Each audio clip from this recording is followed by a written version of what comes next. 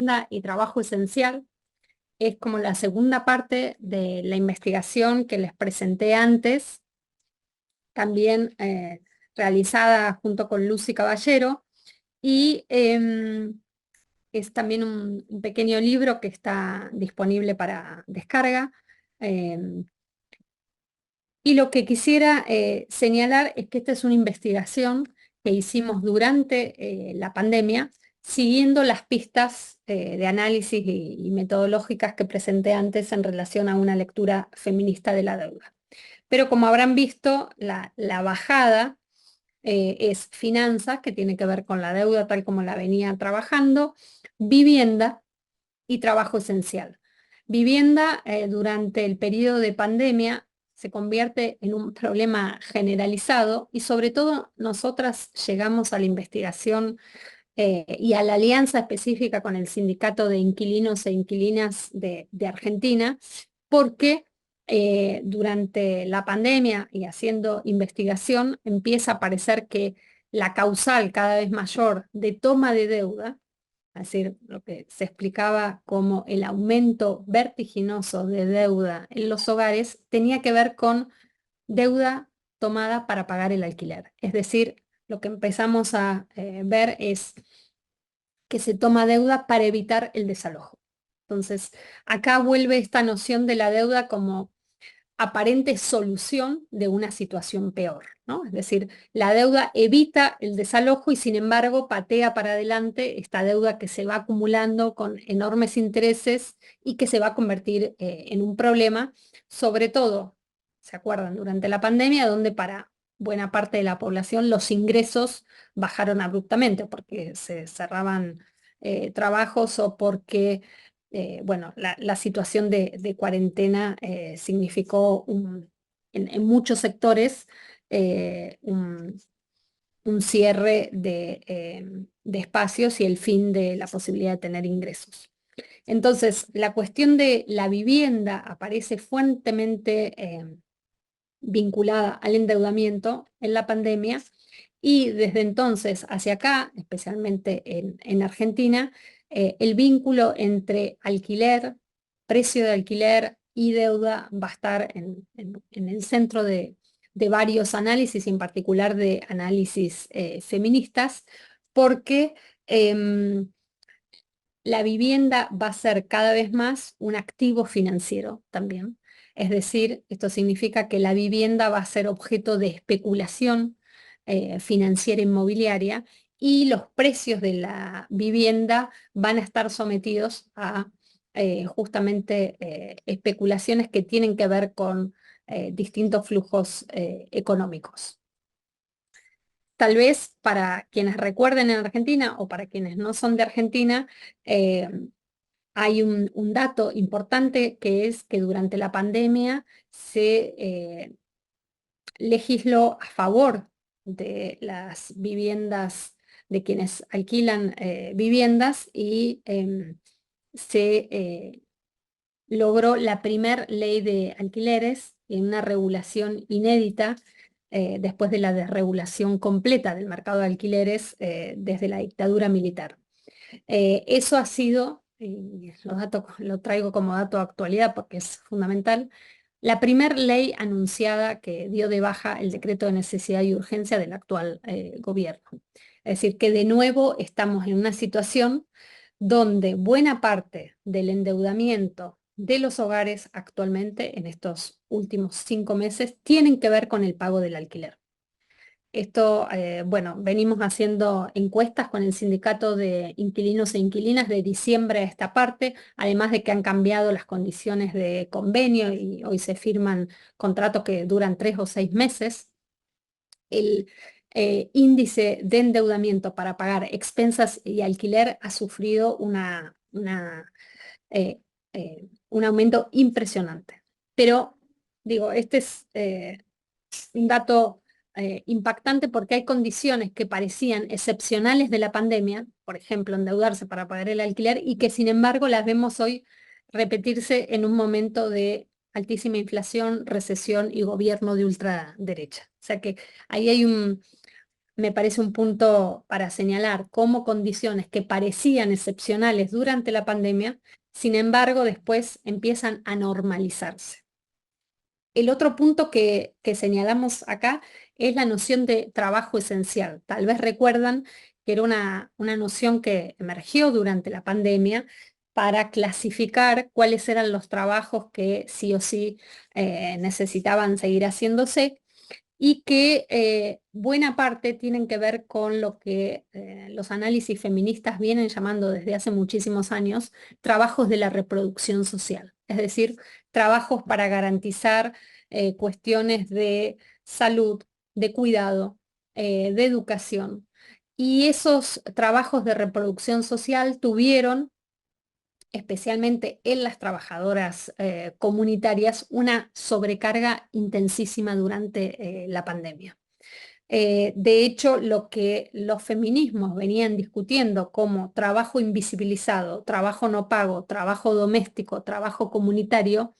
es lo que emerge a la luz en la pandemia como trabajos esenciales. Lo que analizamos en este libro es el efecto, digamos, paradojal que tiene esta noción de trabajo esencial, que por un lado esencializa nuevamente ciertas tareas de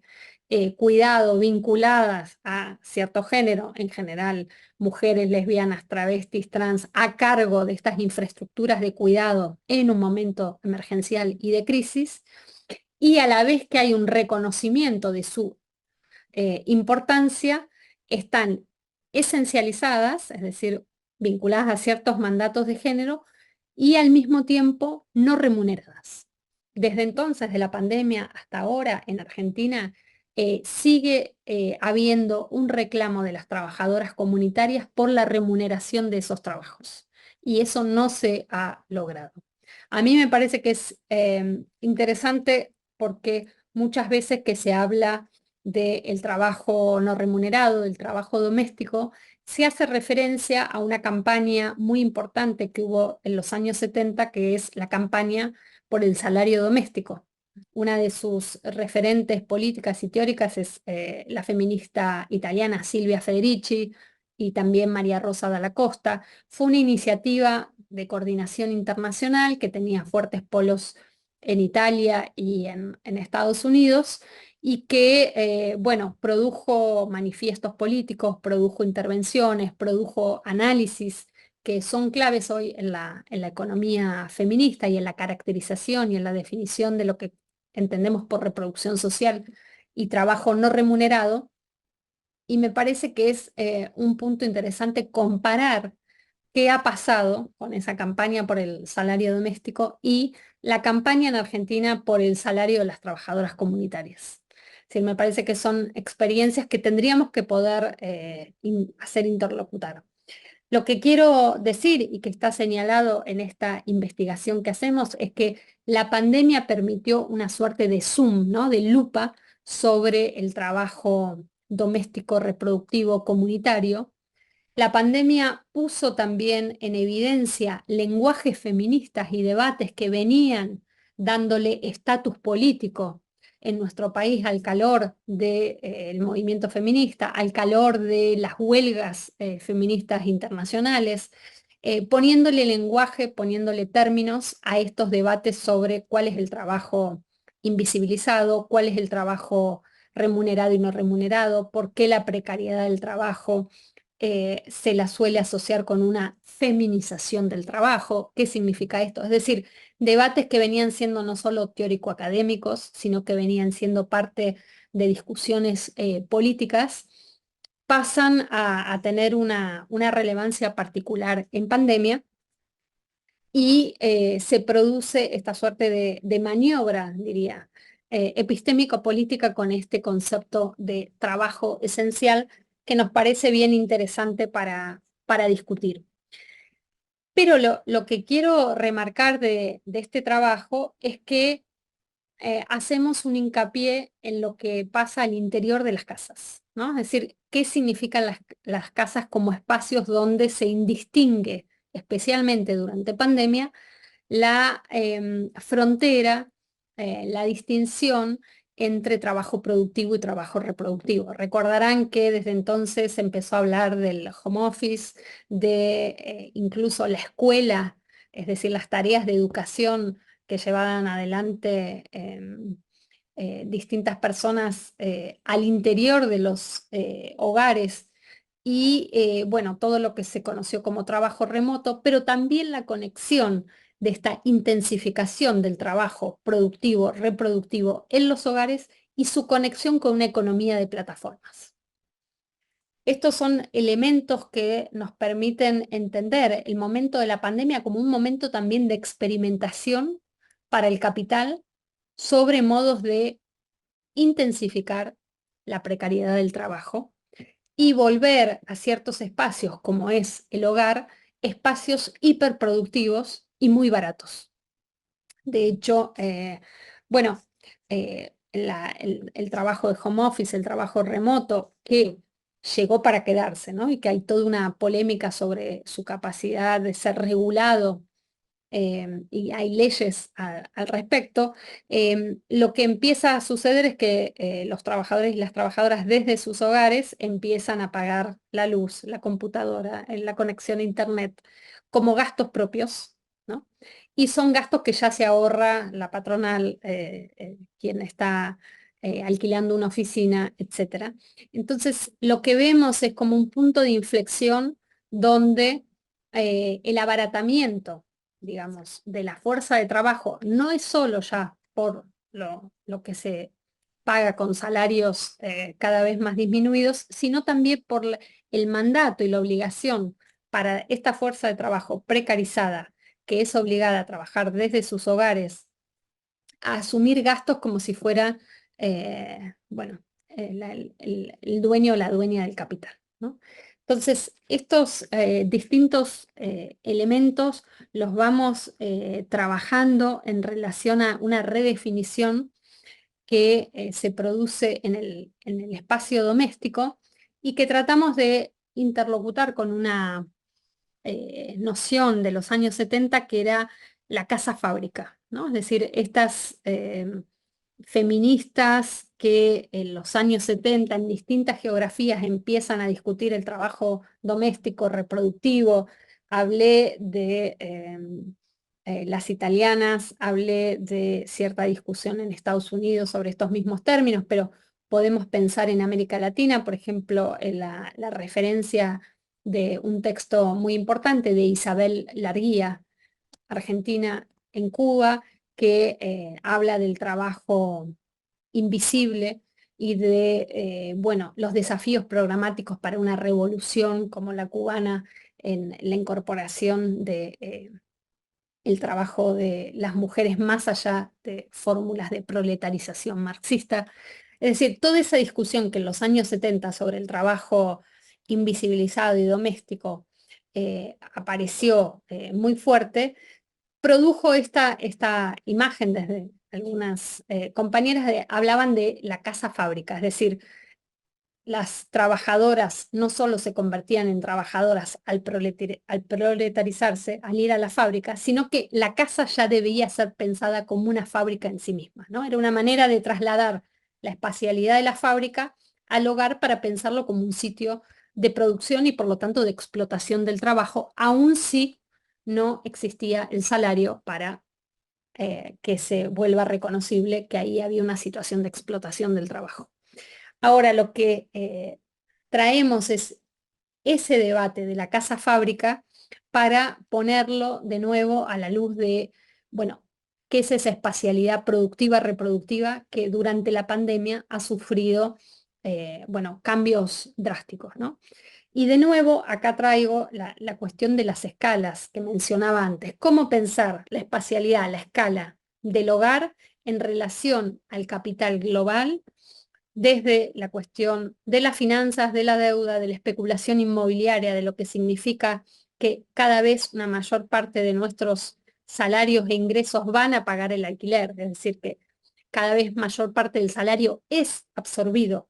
por el capital inmobiliario especulativo a través del alquiler, cómo se articulan formas de trabajo que hacen del hogar un espacio hiper productivo, hiper exigido, sin dejar de lado la dinámica de la reproducción social, ¿no? Entonces, estos elementos, que son elementos importantes, digamos, de la economía feminista, tienen en el momento de la pandemia una especie de momento laboratorio, le decimos nosotras en el texto, y yo creo que inauguran tendencias que no han terminado una vez que se dio por finalizada la pandemia, sino que son elementos claves para entender la reconfiguración actual, para entender el ascenso de las ultraderechas en países como el nuestro, donde la dimensión de la precariedad del trabajo es fundamental para entender también la interpelación subjetiva política de las ultraderechas, además de su reacción, por supuesto, a los avances y las dinámicas transfeministas. Pero nos parece que esta posibilidad de entender la casa como un espacio de laboratorio en confrontación permanente con el capital es también una manera de dejar de pensar la casa como un lugar cerrado, confinado, llamado privado, donde no hay producción de valor, donde no hay trabajo, y donde cuando tenemos que pensar trabajo, tenemos que pensar en el espacio público, en la fábrica, en el taller o en las distintas espacialidades de trabajo. Es decir, lo que hacemos es, como hicieron feministas y análisis feministas en otros momentos, ampliar la imagen de cuáles son las espacialidades del trabajo, conectar las dinámicas de trabajo llamadas productivas con las reproductivas y sobre todo entender cómo el capital financiero, a través de la deuda y a través de la especulación inmobiliaria, y a través, y este es el tercer punto que quisiera plantear, de lo que hoy se llama tecnologías financieras, billeteras virtuales, que tienen una expansión inédita en pandemia, empiezan a penetrar el hogar, es decir, a de nuevo capilarizarse como dispositivos cotidianos y rompen la idea del hogar como lugar privado, como lugar de confinamiento. Y lo que hacemos en el libro es una especie de cartografía, ¿no? Es decir, de cuáles son todos estos flujos financieros, pero también vinculados a una economía de plataformas que nos permiten eh, releer el hogar, ya no como ese espacio aislado, invisibilizado, sino como un sitio fundamental en la acumulación de capital. Por último, y con esto quisiera cerrar, eh, nosotras completamos estas investigaciones con un tercer libro, o sea que se arma algo así como un tríptico, se llama ¿Quién le debe? Se llama como bajada Ensayos Transnacionales de Desobediencia Financiera, y hemos invitado a distintos colectivos, a distintas grupos y personas de distintos territorios a trabajar y a pensar la cuestión del endeudamiento y retomar algo que decía al principio, sobre todo, de cómo estos análisis tienen y sostienen la pregunta por la desobediencia financiera, que es algo que muchas veces parece abstracto, parece difícil, parece, eh, bueno, muy complejo, eh, porque cómo nos enfrentamos a algo que es en principio abstracto, invisible, que no entendemos su lógica. Bueno, una vez que hacemos todo ese análisis para desarmar esa aparente abstracción del capital financiero, ¿qué significa su desobediencia? ¿Cómo además pluralizamos las imágenes de desobediencia financiera? Y en este libro me parece que pueden encontrar también análisis, voces, experiencias que conceptualizan qué es una desobediencia financiera, cómo la practican, eh, qué, qué dinámicas ha posibilitado y qué obstáculos se ha tenido. Y a la vez trabajamos en la introducción un concepto que es el último que quiero señalar acá, que tiene que ver con el intento de las finanzas de colonizar la reproducción social, ¿no? Entonces, el término colonización acá no es metafórico, sino tratar de entender justamente la dinámica colonial de apropiación violenta de cuerpos de trabajo y de territorios que produce el capital financiero, especialmente en las poblaciones más precarizadas, especialmente en trabajadores, trabajadoras que no tienen condiciones de trabajo formalizado. Entonces, la dimensión del salario no es lo que prima en el análisis de la explotación, sino es el nivel de endeudamiento como índice de una explotación cada vez más intensiva y abusiva. Entonces, bueno, quisiera dejar acá. Ha sido un intento de exponer de manera sintética, tal vez un poco rápida, pero sí de invitarles y de hacer esta suerte de mapa de conceptos para producir una lectura feminista de la deuda como un modo de aterrizar de modo concreto eso que llamamos capital financiero, para hacer un análisis de la globalización desde cuerpos y territorios situados y sobre todo para poner la pregunta transfeminista por la desobediencia a estas dinámicas de explotación, de apropiación de riquezas, de cuerpos y de trabajos. Y bueno, seguir la clave del análisis de las economías feministas, de las distintas herramientas que las economías feministas vienen produciendo para entender un poco hacia dónde el capital intenta fugar por medio de la abstracción, pero también cuáles son las maneras en que desde los feminismos se está leyendo, combatiendo, cuestionando estas modalidades contemporáneas. Muchísimas gracias.